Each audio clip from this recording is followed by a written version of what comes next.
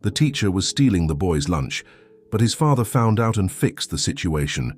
Michael observed his son pushing food around his plate without appetite during dinner. Something was wrong.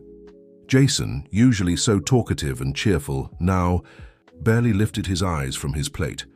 For 3 weeks the boy had been showing this strange behavior, and Michael, as a single father, felt he needed to discover what was happening. "Son, you're not eating properly. Did something happen at school?" Michael asked, trying to sound casual.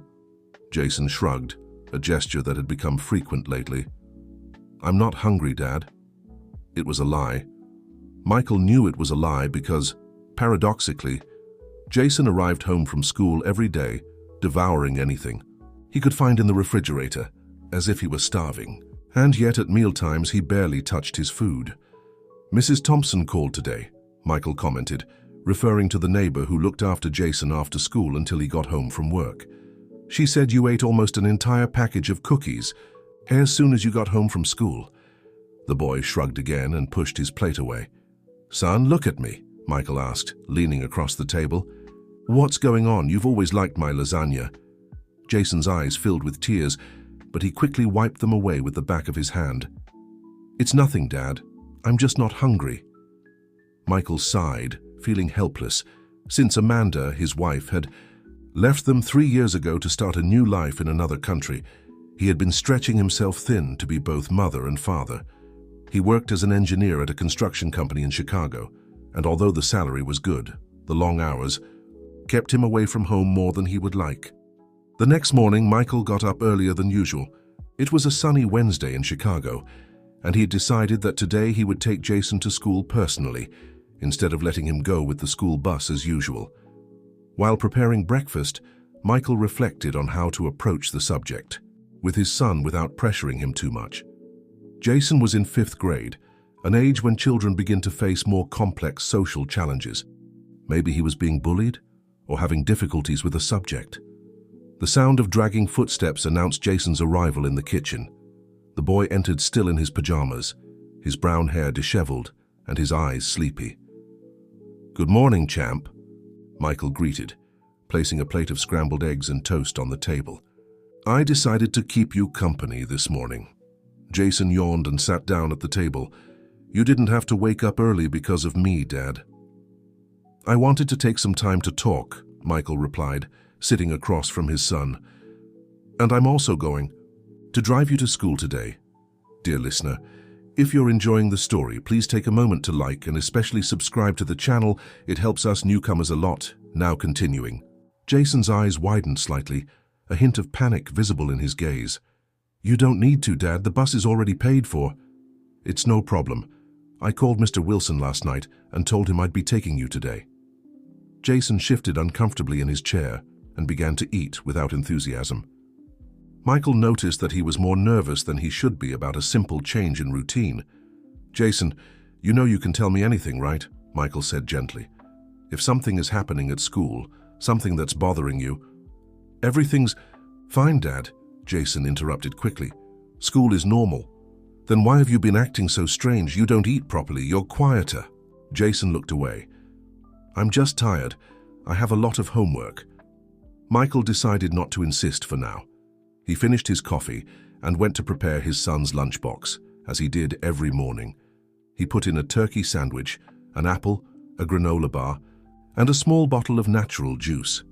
He took pride in always providing healthy and varied lunches for his son. Upon arriving at Lincoln Elementary School, Michael parked the car and accompanied Jason to the gate. The institution was located in a middle-class neighborhood in the western part of Chicago. It was a public school, but with a good reputation, which is why Michael had chosen to enroll his son there, despite being able to afford a private school. "Dad, you don't need to come in with me," Jason protested, visibly embarrassed as other students passed by them, some casting curious glances. "All right, champ," Michael agreed, "but I'll pick you up today too, okay? I'll leave work early." Jason nodded, resigned, and walked away toward the main building. Michael watched him go, noticing how his shoulders seemed tense and his head was down. Something definitely wasn't right. Instead of going straight to work, Michael decided to enter the school. He needed to talk to someone about Jason's behavior. At the front desk, a middle-aged woman was typing something on the computer. "Good morning," Michael greeted. "I'd like to speak with the 5th grade B teacher, if possible." The secretary looked at him over her glasses. "Ms. Roberts is already in class. Do you have an appointment?" "No, actually I don't," Michael admitted. "I'm Jason Baker's father, and I'm concerned about some changes in his behavior. Would it be possible to speak with her after classes?" "Let me check," the woman replied, consulting a calendar. "She has a free period at 3:30 p.m. Can you come at that time?" Michael nodded. "I'll be here, thank you." During the day at work, Michael had difficulty concentrating. As the engineer responsible for a major infrastructure project, his attention should have been on the calculations and blueprints in front of him, but his thoughts kept returning to Jason. During lunch break, instead of eating with colleagues as usual, Michael stayed in his office, reviewing Jason's latest school reports. All were good, with no recent drop in performance. Teachers always praised his participation and behavior. Nothing there indicated problems. At 3:15 p.m., Michael was already at the school, waiting in the hallway near the teacher's lounge. He observed the movement of students leaving their last classes looking for Jason but didn't see him. "Mr. Baker?" a female voice called. Michael turned and saw a woman of about 35, brown hair tied in a messy bun and a gentle smile. "I'm Emily Roberts, Jason's teacher," she introduced herself, extending her hand. "Let's talk in my office." They followed to a small room adjacent to the teacher's lounge. It was a cozy space, with books stacked on improvised shelves and colorful drawings made by students pinned to the walls. "So, Mr. Baker, the secretary told me you're concerned about Jason," Emily asked, indicating a chair for Michael to sit in. "Please call me Michael," he requested, sitting down. "Yes, I'm worried. Jason has been different for the past few weeks. He barely eats when we're together, but arrives home starving. He's quieter, seems nervous." Emily frowned thoughtfully. "In the classroom, he continues to be participative, but now that you mention it, I've noticed that during breaks, he's more isolated. He used to play a lot with his classmates." "Has he mentioned any problems? Any conflicts with other students?" "Not directly to me," Emily replied, "but I can pay more attention. Jason is a great student, much loved by his classmates." Michael hesitated before asking the next question. "And the other teachers? How is his relationship with them?" "Very good as far as I know. Why? Is there something specific that concerns you?" "I'm not sure," Michael admitted. "It's just a feeling. Jason has always liked school, and suddenly he seems to be avoiding talking about it." Emily took a notebook and made some notes. "I'll observe him more closely in the coming days and talk to the other teachers. Perhaps we can also schedule a meeting with the school counselor." "I really appreciate it," said Michael, standing up. "Oh, and today I came to pick him up, but I didn't see him in the yard." "The 5th grade classes have math in the last period on Wednesdays," Emily explained. "It's in Building B, Room 12, with Mr. Anderson." Michael thanked her and headed to the indicated building. As he walked through the nearly empty corridors of the school, the concern grew in his chest. Something in the back of his mind was bothering him, an intuition he couldn't explain. Upon arriving near Room 12, Michael heard voices. The door was ajar, and he approached silently. "You know the rules, Jason," a male voice said, deep and authoritative. "This has to stop." "But Mr. Anderson, I just—" Jason's voice sounded trembling, almost a whisper. "No excuses. Tomorrow, I want to see." "Your lunchbox complete, understood?" Michael felt his blood boil. He pushed the door forcefully, revealing a scene that confirmed his worst fears. Jason, head down, putting away his materials, while a tall man of approximately 45 was storing something in a drawer of his desk. "What's going on here?" Michael asked, his voice tense with contained anger. The teacher turned, surprised. Jason raised his head and his eyes widened when he saw his father. "Dad, what are you—" "Can I help you?" asked the teacher, recovering from the initial surprise. There was something in his tone, an excessive confidence, that irritated Michael even more. "I'm Michael Baker, Jason's father," he introduced, himself entering the room and placing his hand on his son's shoulder. "And you must be Mr. Anderson." "That's right," the man confirmed, adjusting his tie. I was just talking to Jason about his participation in class. He's been distracted lately. Michael looked at Jason, who seemed to want to disappear. Is that true, son? Jason opened his mouth, but no sound came out. His eyes went from his father to the teacher, as if he were trapped in an impossible dilemma. Jason, get your things, Michael said firmly. We're going home. Mr. Anderson stepped forward. Mr. Baker, if there's something you want to discuss about your son's performance, I suggest we schedule a formal meeting. Oh, you can be sure we'll talk, Michael replied, his tone making it clear that this wouldn't end there. Let's go, Jason. In the car, Jason remained silent, looking out the window. Michael waited until they were a few blocks from the school to start talking. Son, what was happening in that classroom? He asked, trying to keep his voice calm. Jason shrank in his seat. Nothing, Dad. The teacher was just talking about my homework. Jason, look at me, Michael asked, pulling the car over to a side street. I heard part of the conversation. What are these rules he mentioned, and what did he say about your lunchbox? The boy's eyes filled with tears. I can't tell you, Dad. He'll be mad at me. Michael felt a lump in his throat. Seeing his son like this scared broke his heart. Jason, you can tell me anything. I'm here to protect you. No one is going to do anything against you, I promise. Jason hesitated, biting his lower lip. He takes my lunch every day, he finally confessed, the words coming out in a thin voice. What? Michael could hardly believe what he was hearing. Mr. Anderson, he says I have to give him my lunchbox every day. He says it's a special rule for his students. And how long has this been happening? Michael asked, trying to control the anger he felt growing. Since the beginning of the school year, Jason replied, tears now flowing freely. He says no one can know, that it's our secret, that if I tell, I'll regret it. Michael took a deep breath, trying to process what he had just heard. A teacher, someone in a position of trust, was intimidating his son to take his food. Are there other students he does this to as well? He asked. Jason nodded slowly. I think so. I've seen Olivia and Tyler without lunch too. They never talk about it. Michael started the car again.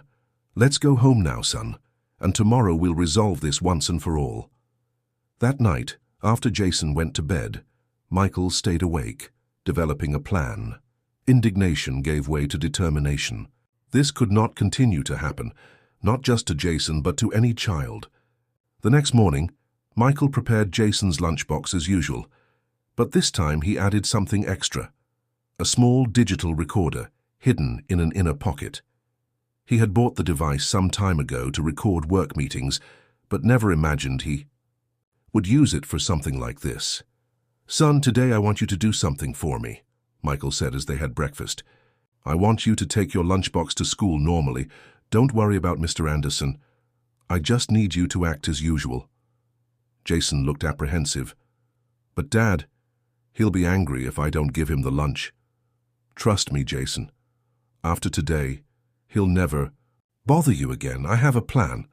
The boy didn't seem entirely convinced, but he nodded, trusting his father. After dropping Jason off at school, Michael went directly to his work, but couldn't concentrate. Every minute he looked at the clock, anxious for the end of the day. Dear listener, if you're enjoying the story, please take a moment to like and especially subscribe to the channel. It helps us newcomers a lot. Now continuing. At 3 p.m., Michael was already at Lincoln Elementary, waiting in the parking lot. This time he wasn't simply picking up Jason. He had a much more important mission. When the bell rang announcing the end of classes, Michael entered the school and went directly to the principal's office. The secretary tried to stop him, saying he needed an appointment, but he was too determined to be barred. It's an emergency, he stated, passing by her and opening the door to the principal's office.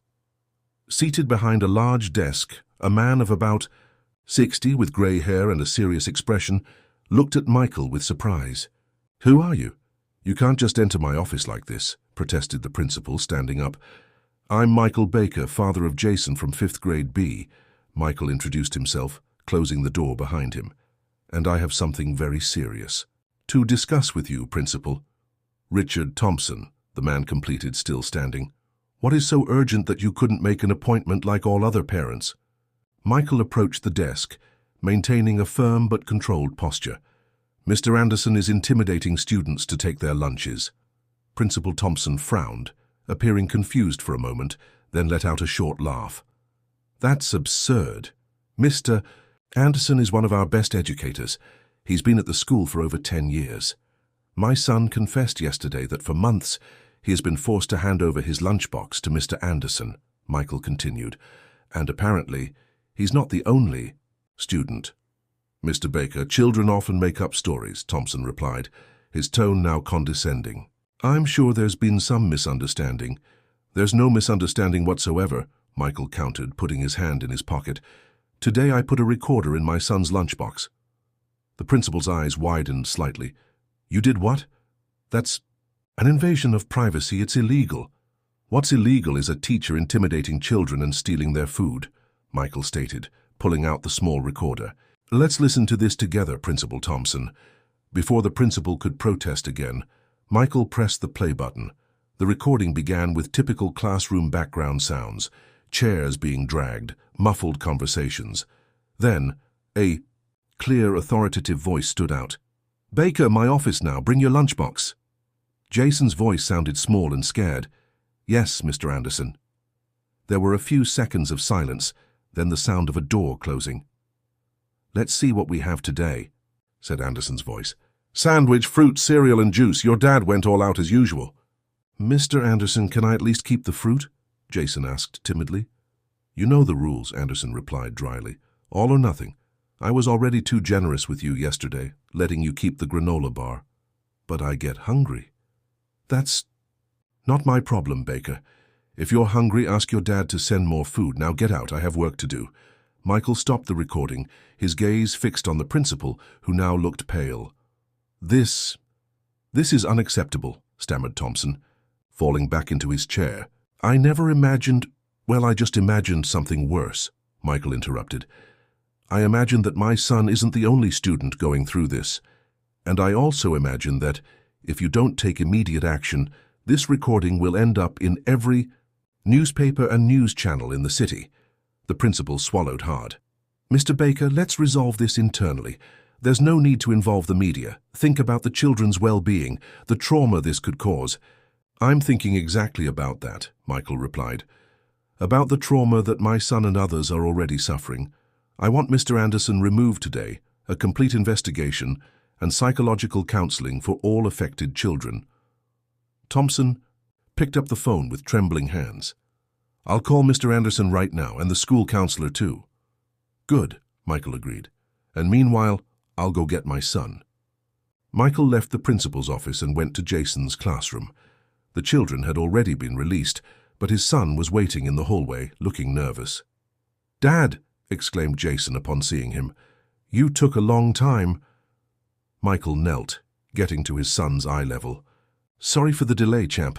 I was resolving that problem we talked about. You'll never have to give your lunch to anyone again. Jason's eyes widened. Really? And Mr. Anderson? Don't worry about him. Principal Thompson is taking care of it. Now, as they walked to the parking lot, Michael spotted a middle-aged woman approaching quickly. Mr. Baker, she called. I'm Sarah Wilson, the school counselor. Principal Thompson asked me to speak with you and Jason. Michael nodded. We'll talk, but not now. Jason has been through a lot today. Can we schedule for tomorrow? Of course, Sarah agreed, casting a gentle look at Jason. But I'd like you to know that we'll do everything to correct this situation. What happened is unacceptable. On the way home, Jason seemed lighter, as if a weight had been lifted from his shoulders. It was the first time in weeks that Michael had seen him like this. Dad, Jason suddenly called, will Mr. Anderson be fired? Michael hesitated. He didn't want to lie to his son, but he also wasn't sure exactly how the situation would be resolved. I don't know, son, but he will certainly face the consequences of what he did. And the other students? Olivia and Tyler too? All of you will receive help, Michael assured. I promise.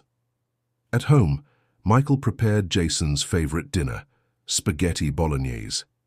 For the first time in a long time, the boy ate with appetite, even going for seconds. It was a small sign that things could return to normal. Later, while Jason was taking a shower, the phone rang. It was Thompson, the principal. "Mr. Baker, I spoke with Mr. Anderson," he said, sounding tired. "He denied everything initially, but when I mentioned the recording, he ended up confessing." "And what did he say?" Michael asked, curious to understand the motivations of someone capable of such a petty attitude. "He said he started doing this with 1 or 2 students as a form of discipline, according to him. Then it became a habit. He was taking the food home." Michael felt his stomach turn. "And what happens now?" "He has been immediately suspended. We will open an administrative process, and depending on the testimonies we collect from other students, we may take the case to the authorities." "Good," Michael replied dryly. "And what about the children?" "Counselor Sarah is already developing a support plan. We will identify all affected students and offer psychological counseling. We will also have meetings with parents." After hanging up, Michael was thoughtful. The situation was being resolved, but his mind couldn't stop working. There was something about this whole story that deeply bothered him. Why would a teacher do something like this? And worse, how had no one noticed for so long? The next morning, Michael dropped Jason off at school with the promise that everything would be okay. The boy seemed a bit apprehensive, but much calmer than in previous days. "Remember, son, if anyone makes you feel bad or uncomfortable, you tell me right away," Michael instructed before saying goodbye. Jason nodded, hugging his father tightly before running to meet his friends. At work, Michael couldn't concentrate. His mind kept returning to the situation at the school. During lunch break, he decided to do some online research about Mr. Anderson. To his surprise, he found a LinkedIn profile. David Anderson, 47, graduated in mathematics from Northwestern University with a master's in education. Before Lincoln Elementary, he had worked at 3 other institutions, never staying more than 2 years at each one. "Strange," Michael muttered to himself. "Why would someone so qualified change jobs so frequently?" Deepening his research, Michael found an educational blog where Anderson had published some articles about school discipline. One of them, titled "Authority in the Classroom: Unconventional Methods," caught his attention. In the text, Anderson argued that teachers should establish clear power dynamics with students, using rewards and punishments to shape behaviors. It was a disturbing article that treated students more like animals to be trained than developing human beings. Michael closed the browser, feeling a chill. He was beginning to form a clearer picture of the type of person Anderson was. It wasn't just about taking lunches from children. There was an entire distorted philosophy behind those actions. At 3:12 p.m., Michael was back at Lincoln Elementary for the meeting with Counselor Sarah. Upon arrival, he noticed a tense atmosphere among the staff. Everyone seemed to be whispering, casting furtive glances as he passed. In the counseling office, Sarah greeted him with a tired smile. She was a woman of medium height, short brown hair, and gentle eyes behind red-framed glasses. "Mr. Baker, thank you for coming," she said, indicating a chair. "We have a lot to talk about." "How is Jason today?" Michael asked, sitting down.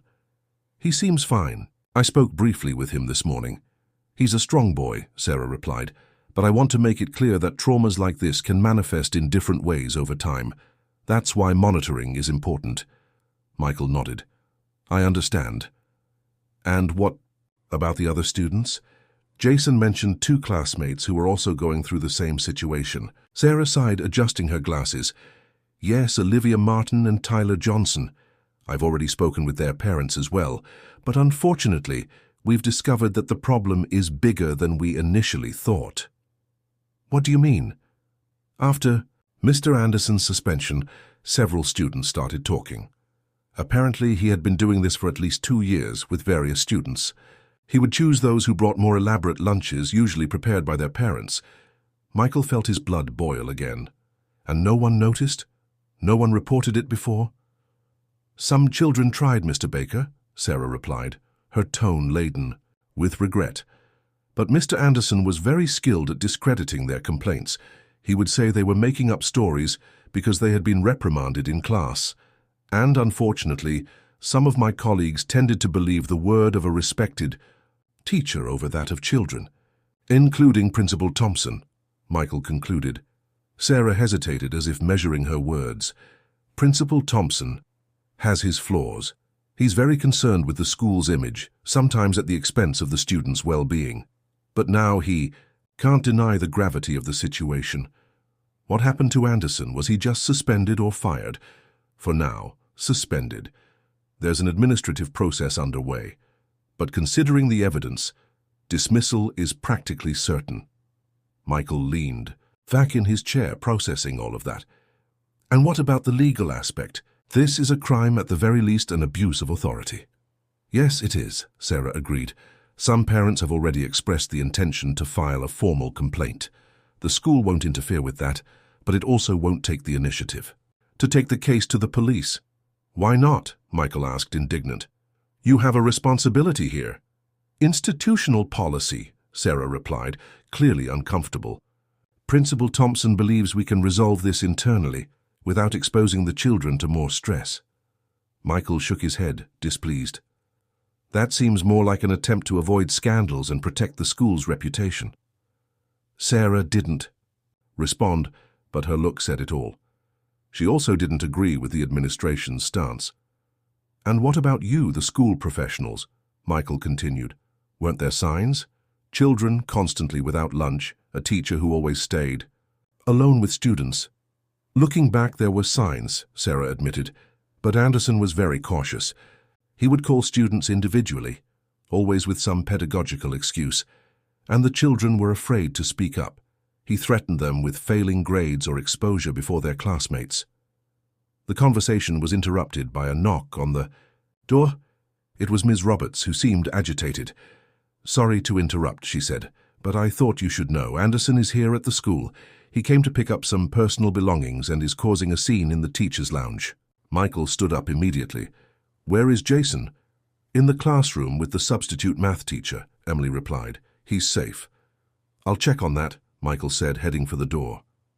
Mr. Baker, Sarah called. Perhaps it's better not to get directly involved. The situation is already tense enough. But Michael was already in the hallway, walking with long strides toward the teacher's lounge. As he approached, he could hear raised voices. One of them, deep and imperious, he immediately recognized as Anderson's. You can't treat me like this, the teacher was shouting. 20 years of career thrown away because of some spoiled kids and their overprotective parents. Michael entered the room without knocking. The environment, normally organized, was in disarray. Anderson, red with anger, was gesticulating while talking to Principal Thompson and two other men who appeared to be security guards. Upon seeing Michael, Anderson stopped abruptly. His eyes narrowed. You, he said, pointing an accusing finger. It's all your fault. Your privileged brat complaining because of a lunch. Michael maintained his composure, even feeling anger bubbling inside. Him. Mr. Anderson, you intimidated my son and other children. You took food from their mouths. What kind of educator does that? Anderson let out a bitter laugh. Educator? You think that's all we are? Do you know how much I earn per month? I can barely pay rent. Meanwhile, I see these kids arriving with lunches that cost more than my dinner. So that's why? Michael asked, incredulous. Envy? Resentment? You don't understand anything, Anderson replied, his tone now lower, almost a hiss. It's not just about the food itself. It's about reminding these privileged brats that not everything in life comes easy, that there are consequences, that there are sacrifices. Principal Thompson finally intervened. Enough, Anderson. You're making your situation worse. Take your things and leave peacefully, or I'll have to call the police. Anderson looked around, as if seeking allies, but found only closed faces. His shoulders fell, and suddenly he seemed much smaller, older. You'll regret this, he muttered, collecting a box with his belongings. This won't end here. When Anderson passed by Michael on his way out, he stopped briefly. Your son is lucky to have a father like you, he said, his tone a mixture of anger and something that sounded almost like admiration. Most don't have anyone fighting for them. And with that, he left, escorted by the security guards. The room remained silent for a few moments until Thompson cleared his throat. Mr. Baker, I apologize for this incident. "We didn't expect him to come to the school today." Michael didn't respond immediately. Anderson's words echoed in his mind. "He's right about one thing," he finally said. "Many children don't have anyone fighting for them." Leaving the teacher's lounge, Michael went directly to Jason's classroom. He needed to see his son, to make sure he was okay. On the way, he thought about everything that had happened, about how a seemingly simple situation, a teacher taking lunches from students, revealed much deeper problems: abuse of power, institutional negligence, social inequality. Upon reaching the classroom, he saw through the door window that Jason was concentrated, solving exercises with his classmates. There was a young woman, probably the substitute teacher, moving between the desks and offering help. Jason looked up for a moment and saw his father. His face lit up with a smile and he waved discreetly. Michael waved back, deciding not to interrupt the class. His son seemed fine, and that was what mattered at the moment. As he returned to work, Michael reflected on the next steps. The situation at the school was being addressed, but he felt he needed to do more. Not just for Jason, but for all the children who had gone through that experience. In the days that followed, Michael immersed himself in research on school bullying, abuse of authority, and children's rights in the educational environment. He spoke with lawyers, psychologists, and education experts. The more he learned, the more he realized how Jason's case was, unfortunately, just the tip of a much larger iceberg. A week after the incident, Michael received a call from Sarah, the school counselor. "Mr. Baker, I'd like to speak with you in person, if possible," she said, her tone urgent. "It's about Mr. Anderson's case, but also about other issues." Intrigued, Michael agreed to meet her after work, at a cafe near the school. The establishment was small and cozy, frequented mainly by teachers and college students. Sarah was already waiting for him at a table in the back, 2 cups of coffee in front of her. "Thank you for coming," she said when Michael sat down. "I preferred to talk outside the school. Walls have ears, as they say." "What happened?" Michael asked, accepting the coffee she offered. Sarah looked around, making sure no one was listening. "Mr. Anderson was formally dismissed yesterday. The administrative process was concluded faster than normal, probably because Principal Thompson wants to close this chapter as soon as possible." "That's good, isn't it?" "Yes and no," Sarah replied, leaning forward. "Yes, because he won't harm our children anymore. No, because the way the case is being closed, well, let's say not all necessary measures are being taken." "What do you mean?" Dear listener, if you're enjoying the story, please take a moment to like and especially subscribe to the channel. It helps us newcomers a lot. Now continuing. Principal Thompson is treating this as an isolated incident, a problem with a single problematic teacher, Sarah explained. "But I think we both know it's more complicated than that. There were systemic failures that allowed the situation to get to where it did." Michael nodded, understanding. "The school doesn't want to take responsibility." "Exactly. And there's more. During the interviews with the students, we discovered other cases of abuse of authority. Nothing as serious as what Anderson did, but still concerning. Teachers using humiliation as a disciplinary method, ignoring reports of bullying among students. And what does Principal Thompson say about this?" Sarah sighed, running her hand through her hair. "He says they're isolated incidents, and that we'll deal with each case individually. But there's no recognition that we need structural changes." Michael was silent for a moment, processing that information. "Why are you telling me this? Sarah, aren't you risking your job?" "Probably," she admitted with a sad smile. "But I've been in education for 20 years, Mr. Baker. I didn't enter this profession for the salary, as you might imagine. I entered because I believe we can make a difference in children's lives. And when I see something wrong, I can't simply ignore it." "So I understand that," Michael said, remembering his own commitment to Jason's well-being. "But I still don't understand what you expect me to do." Sarah took an envelope from her bag and slid it across the table. "Here are copies of all the reports I've compiled on Mr. Anderson's case, including statements from students and parents. There's also information about the other cases I mentioned, everything documented with dates and names." Michael looked at the envelope, understanding the gravity of what Sarah was doing. "You want me to take this forward?" "You've already shown that you're willing to fight for your son, even when it seemed impossible," she replied. "Now I'm asking you to consider fighting for all the other children as well." Michael took the envelope, feeling its weight, not just physical but also the responsibility that came with that information. "I'll think about what to do with this. I don't want to cause more problems for Jason or for the other children." "I understand your concern," Sarah said, "but sometimes the greatest harm comes from doing nothing when we know something is wrong." They parted with a promise to stay in touch. On the way home, Michael thought incessantly about everything he had discovered. Part of him wanted to simply move on, focus on helping Jason overcome the trauma and return to normalcy. But another part knew that Sarah was right. Ignoring systemic problems meant allowing other children to go through similar or worse situations. At home, he found Jason playing with his tablet. The boy seemed lighter in recent days, gradually, returning to being the cheerful and curious child he had always been. "How was school today, champ?" Michael asked, sitting next to his son. Jason shrugged, without taking his eyes off the screen. "Normal. The new math teacher is nice. She explains. Better than Mr. Henderson." Michael smiled, noticing how Jason could now say the former teacher's name without showing fear. "That's good, son. And lunch? Did you eat everything today?"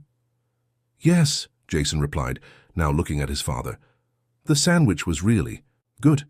I shared a bit with Olivia. She forgot her lunch today." "That was very kind of you," Michael praised, feeling a pang of pride. Even after everything he had been through, Jason still maintained his generosity. After Jason went to bed, Michael sat in the living room with the envelope Sarah had given him. He spent hours reading the testimonies, the reports, the evidence of institutional negligence. With each page, his indignation grew, but also his determination. The next morning, after dropping Jason off at school, Michael didn't go to work. Instead, he went to the office of an old friend, Kevin Moore, a lawyer specializing in human rights. Kevin greeted him with a tight hug. They had been friends since college, although they had followed different professional paths. "Michael, what? A nice surprise. How long has it been? 2 years since we've seen each other in person." "At least," Michael replied, sitting in the comfortable armchair in Kevin's office. "Sorry to show up without warning, but I need your help with something delicate." Kevin, a man in his early 40s with a well-trimmed beard and perceptive eyes, leaned over his desk. "I'm intrigued. What happened?" Michael placed the envelope on the desk and told the whole story, from the first changes in Jason's behavior to his conversation with Sarah the day before. Kevin listened attentively, making occasional notes. When Michael finished, he opened the envelope and quickly examined some documents. "This is serious, Michael," he finally said. "We're talking about systematic abuse against children, institutional negligence, and possibly cover-up by the school administration." "That's exactly why I came to you," Michael replied. "I don't know what to do with this information. Part of me wants to protect Jason from more exposure, but another part knows I need to do something." Kevin reflected for a moment. "There are several possible approaches. We can file a legal action against the school and Mr. Anderson individually, or we can take this to Child Protective Services and the District Attorney's Office. We could also involve the press, although that's the most drastic option and potentially disturbing for the children. What do you recommend?" "I think we should start with the official channel," Kevin replied. "Present a formal complaint to the DA's office, specifically to the Juvenile Division. They have the power to investigate and take appropriate measures, without necessarily exposing the children." Michael nodded, relieved to have a concrete plan. "And what about Jason and the other children? How do we protect them during this process?" "We'll request confidentiality in the testimonies, use only the initials of minors in official documents," Kevin explained, "and we can ask for protective measures to ensure there's no retaliation from the school." In the weeks that followed, Michael and Kevin worked together to compile a complete dossier on the case. In addition to the documents provided by Sarah, they collected testimonies from other parents who agreed to speak up, gathered evidence of systematic failures in school, supervision, and even located former students of Mr. Anderson at other schools where he had worked. What they discovered was disturbing. Anderson had a history of abusive behavior that went back more than a decade, At each school, he used some form of intimidation to exercise power over students. And in each case, the institutions opted for the easier path, quietly firing him instead of reporting him to the authorities, allowing him to simply move to another school and continue his cycle of abuse. It's a classic pattern, Kevin explained, as they reviewed the documents in his office. Institutions prefer to get rid of the problem rather than face it head-on. They protect their reputation at the expense of children. How does someone like that manage to continue working with children for so long? Michael asked, horrified. Failed system, Kevin replied. Lack of communication between schools, fear of defamation lawsuits, culture of silence. And of course, Anderson is smart. He carefully chooses his victims and maintains appearances for his superiors. At home, Michael kept Jason informed about developments, always in an age-appropriate manner. The boy, initially apprehensive, began to show interest in the process, frequently asking how things were progressing. Other boys and girls won't go through what I went through, he asked one night, as Michael tucked him into bed. We're working to make sure that doesn't happen anymore, champ, Michael replied, stroking his son's hair. You were very brave to tell the truth, you know. Thanks to you, many other children are safe now. Jason smiled, his eyes shining with a mixture of pride and relief. I still get a little scared sometimes, he confessed, of running into Mr. Anderson on the street or something like that. Michael sat on the edge of the bed. It's normal to feel afraid, son, but I want you to know that I'm always here to protect you, and now there are many other people working to ensure that Mr. Anderson can't harm anyone anymore. As he left Jason's room, Michael reflected on how his son was handling the situation. The therapy sessions were helping, and the support from the school, now under greater scrutiny, also made a difference.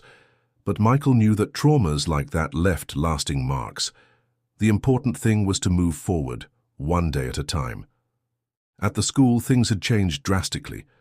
Principal Thompson, confronted with the DA's investigation, initially tried to minimize the gravity of the situation, but soon realized his position was at risk.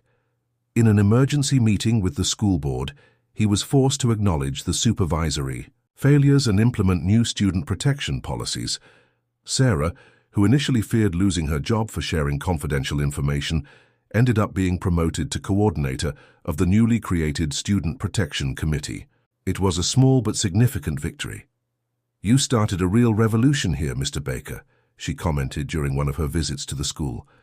The children are speaking up more, the teachers are more attentive, and even the parents are more engaged.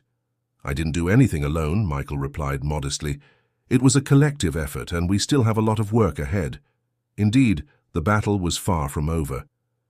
The complaint to the DA's office had initiated a broad investigation, which soon expanded to other schools where Anderson had worked.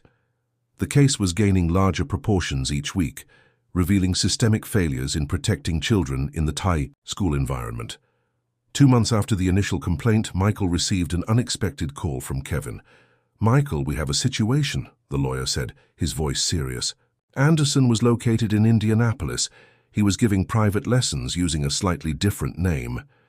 Michael felt a chill. He's still working with children? He was. The police detained him yesterday based on our complaint. But here comes the complicated part. He wants to negotiate.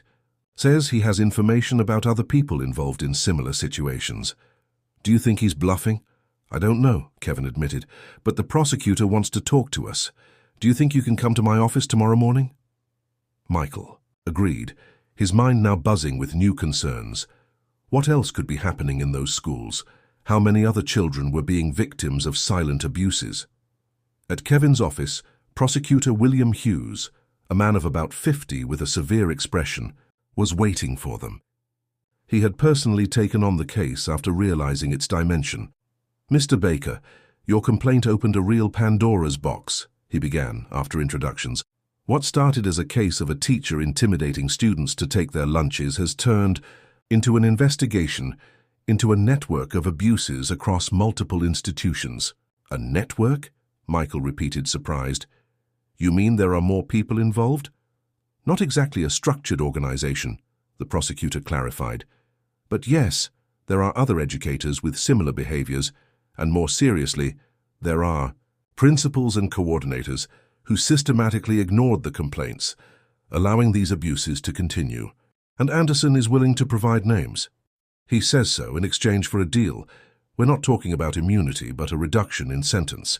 The crimes he's accused of, abuse of authority, intimidation of minors, among others, could result in several years in prison.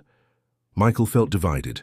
Part of him wanted to see Anderson pay for the harm he had caused to Jason and so many other children, but another part recognized that, if he could help dismantle a system that allowed such abuses, perhaps it was worth it. "What do you think, Kevin?" he asked, turning to his friend. "From a legal standpoint, it makes sense," the lawyer replied. "A small fish for several big fish. But this is a decision that goes beyond the legal aspect. It's personal, Michael." Michael thought of Jason, of how he had suffered, but also of how he was recovering. He thought of the other children who had gone through the same or worse, and those who could be spared in the future. "If his information really helps protect other children," he finally said, "then I'm in favor of the deal, but with conditions. He must never work with children or adolescents again in any capacity." The prosecutor nodded. "That's already guaranteed." That night, after putting Jason to bed, Michael received a message from Kevin. "Just found out. Thompson was officially removed. The Department of Education is initiating a complete audit of the school. It's just the beginning, but we're on the right track." Michael felt a wave of relief and satisfaction. He remembered how it all had started. His son coming home from school hungry, scared, unable to talk about what was happening. From an apparently small problem, a teacher taking lunches. From students emerged much larger issues about power, responsibility, and protection of the most vulnerable. In the months that followed, the investigation expanded to other schools in the region, revealing similar patterns of abuse and negligence. The case gained national media attention, although the identity of the children involved was always protected. Michael was invited to participate in a task force created by the Department of Education to develop new protocols for supervision and protection of students. It was volunteer work that he did in his spare time, but it filled him with purpose. Jason, in turn, was flourishing. The trip to visit his mother in Paris had been transformative. He had returned more confident, with animated stories about the places he had visited and the things he had learned. At school, now under new leadership, he actively participated in classes and had made new friends.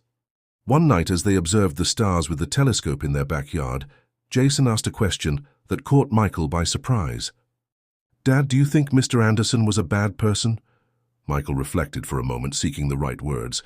"I think he did very wrong things, son. He hurt many children with his actions." "But why did he do that? Just to take our lunches?"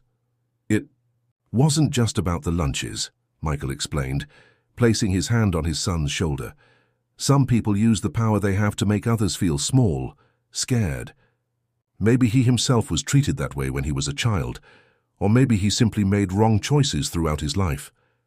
Jason nodded, seeming to process that information. "You know, sometimes I still think about him. Not because I feel afraid, but because, I don't know, it's strange." "It's not strange, son. He was an important person in your life, even if in a negative way. The important thing is that you learned something valuable, that you should always speak up when something isn't right, even if it's difficult or scary."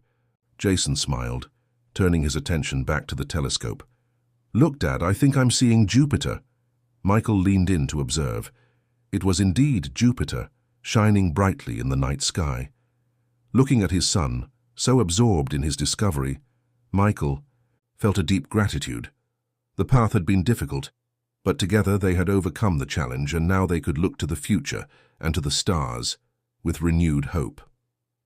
A year had passed since the beginning of that case that had transformed so many lives. Lincoln Elementary, now under Sarah's leadership, had become a model of a safe and welcoming educational environment.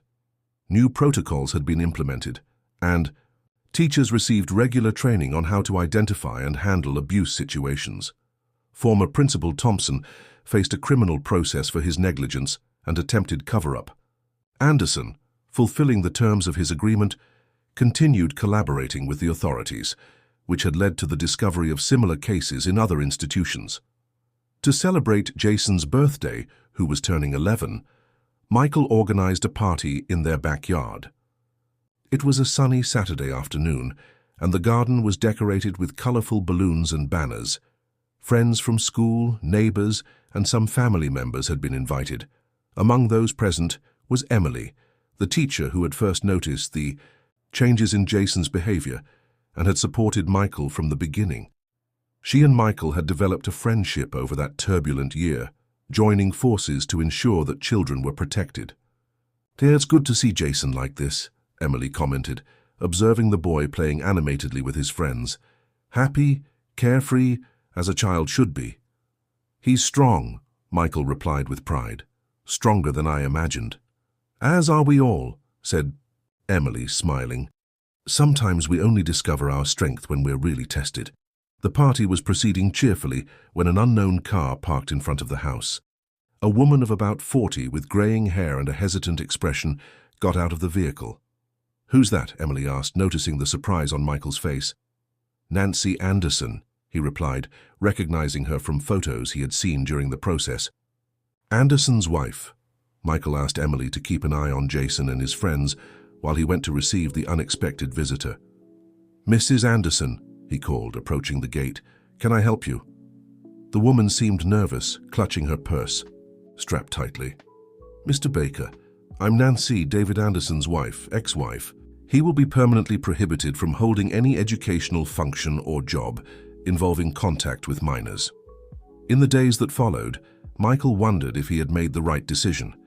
He discussed the matter with Amanda, his ex-wife, and Jason's mother, who now lived in Europe. Although they had been separated for years, they maintained a friendly relationship for their son's sake. "You did what you thought was best, Michael," she said during a video call. "And I would have done the same. The important thing is that Jason is safe and receiving the necessary support."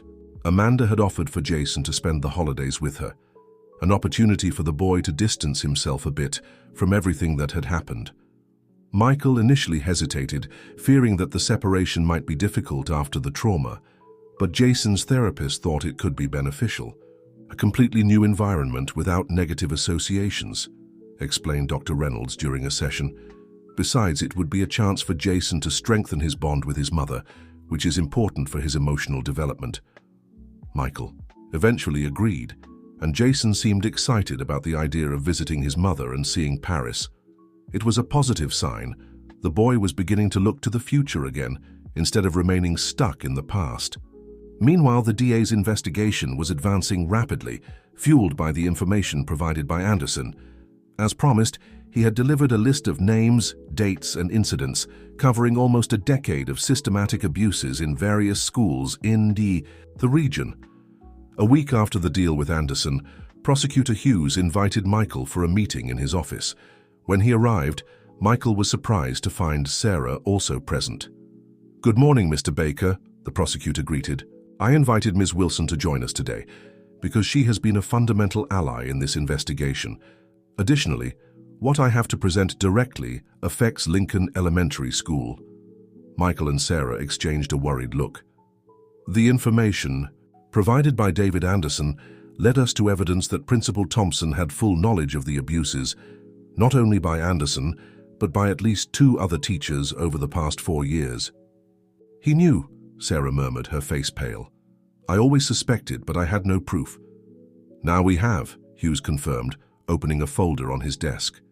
Emails, meeting records, filed complaints. Thompson not only was aware, but actively worked to cover up the cases, going so far as to threaten parents who insisted on proceeding with complaints.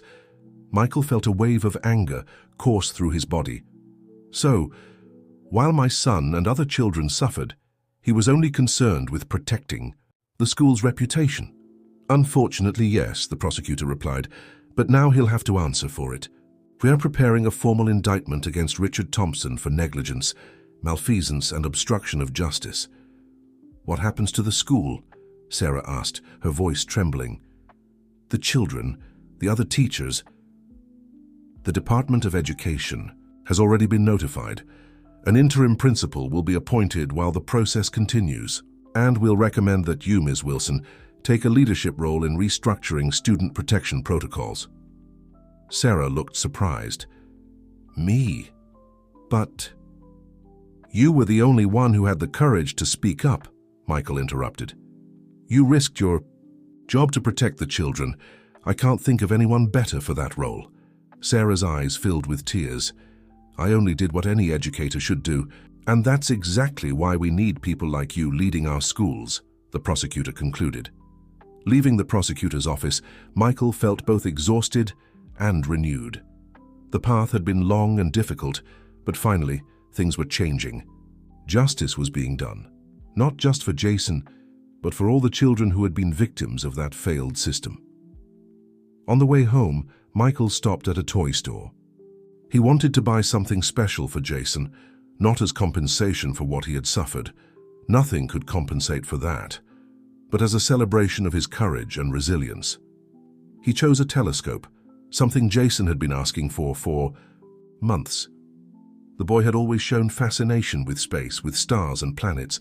It was an interest that Michael encouraged, seeing in it not just a hobby, but a metaphor for life, looking beyond, seeking new horizons. At home, Jason was radiant, with the gift. "It's just like the one we saw in that documentary," he exclaimed, examining every part of the telescope with curious eyes. "I thought we could set it up together this weekend," Michael suggested. "And then, when it's dark, we can observe the stars." "Can we see Saturn? The documentary said you can see the rings." "We'll try," Michael promised, smiling at his son's enthusiasm. Moments like that were precious, even more so after everything they had been through. "I know my presence is inappropriate, especially today, but I needed to speak with you." Michael hesitated, looking back to make sure Jason hadn't noticed the visitor. "We can talk out here," he said, indicating a bench on the sidewalk. Seated, side by side, maintaining a respectful distance, Nancy seemed to be searching for the right words. "First, I want to apologize," she began. "I know words aren't enough for what your son and other children went through, but you aren't responsible for your husband's actions," Michael gently interrupted. "Ex-husband," she corrected. "We divorced right after his arrest, but the truth is that perhaps I am partially responsible. There were signs, strange behaviors over the years, lunches he brought home, saying they were leftovers from school, parties, frequent job changes. But I chose not to see, not to question." Michael observed the woman's face, marked by lines of worry and possibly years of a difficult relationship. "Why are you telling me this now?" "Because I'm finally doing what I should have done a long time ago," she replied, taking an envelope from her purse. "David kept a diary. I found it recently hidden in our basement when I was packing things to move. I thought perhaps it could help with the investigation, or at least provide some answers for the affected families." Michael took the envelope, feeling its weight. "Have you shown this to the authorities?" "I delivered copies to Prosecutor Hughes yesterday," Nancy confirmed, "but I wanted you to have a copy too. After everything you've done, you deserve some answers." Michael looked at the envelope in his hands, uncertain about what to do with it. Part of him wanted to know more, to understand what had led Anderson to act that way. Another part preferred to leave the past behind, focus on Jason's future. "Thank you," he finally said. "I don't know if I'll read this now, but I appreciate your courage in coming here." Nancy nodded, standing up. "I understand. Just one more thing, Mr. Baker. Your son, how is he?" Michael looked toward the backyard, where Jason was laughing as he opened presents, surrounded by friends. "He's fine. Children have an incredible capacity to recover, to move on." "I'm glad," said Nancy with a sad smile. "He seems like a special boy." "He is," Michael agreed, "and what happened, as difficult as it was, made him even stronger, more compassionate." After Nancy left, Michael stored the envelope in his office and returned to the party. Perhaps one day he would read that diary, seeking to understand the mind of someone capable of causing so much suffering. Or perhaps he never would, choosing to focus only on the positive lessons they had extracted from that experience. What mattered, Michael thought as he joined Jason and his guests, was that they had transformed a terrible situation into something meaningful, not just for them, but for so many other families who were now protected thanks to the courage of a boy who refused to remain silent. When the time came to sing Happy Birthday, everyone gathered around the table where the cake was placed, its lit candles shining against the sky that was beginning to darken. "Make a wish, son," Michael said, as Jason prepared to blow out the candles. The boy closed his eyes for a moment, a serene smile on his face. When he opened them again, there was a determination in his gaze that Michael knew well. The same he had shown when finally telling the truth about Mr. Anderson, the same that had helped him overcome the trauma. Jason blew out the candles vigorously, and everyone applauded. Michael knew that, regardless of the wish his son had made, they would face together whatever the future held. With courage, honesty, and love, there was no challenge they couldn't overcome. End of story. Dear listener, we've reached the end of this emotional journey with Michael and Jason. What did you think of the story? Did Jason's courage inspire you? Do you think Michael made the right decisions along the way? We'd love to know your opinion in the comments below. If this narrative touched your heart or made you reflect on the power of confronting injustice, leave your like and especially subscribe to the channel to follow other captivating stories that bring important reflections on situations that many people face in their daily lives. Also, share which city in the United States you're following us from. Your company is what motivates us to continue creating content that moves and makes people think. Thank you very much for being here.